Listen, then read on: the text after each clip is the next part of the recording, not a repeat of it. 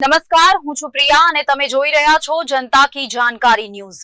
નજર કરીએ આજના સમાચાર ઉપર। મામવાડા ગામે કેબિનેટ મંત્રી બળવંતસિંહ રાજપૂતની અધ્યક્ષતામાં તૃતીય ઇનામ વિતરણ સન્માન સમારોહ। આશાપુરા ફાઉન્ડેશન ટ્રસ્ટ કાકોશી તથા બારગામ કાકોશિયા ચૌહાણ પરિવાર શિક્ષણ સમિતિના સંયુક્ત આયોજન હેઠળ કાર્યક્રમ યોજાયો। મંત્રી બળવંતસિંહ રાજપૂતે જણાવ્યું કે રાજ્ય સરકારની વિવિધ યોજનાઓના કારણે શિક્ષણ ક્ષેત્રે નવા દ્વાર ખુલ્યા છે। કલા, વિજ્ઞાન, ટેકનિકલ તેમજ સ્કિલ બેઝડ શિક્ષણથી વિદ્યાર્થીઓ ઉત્તમ કારકિર્દી બનાવી શકે છે। સમાજમાં યુવાઓ સાથે દીકરીઓ પણ આગળ વધી રહી છે, જે આનંદની બાબત છે, એમ મંત્રીએ ઉમેર્યું।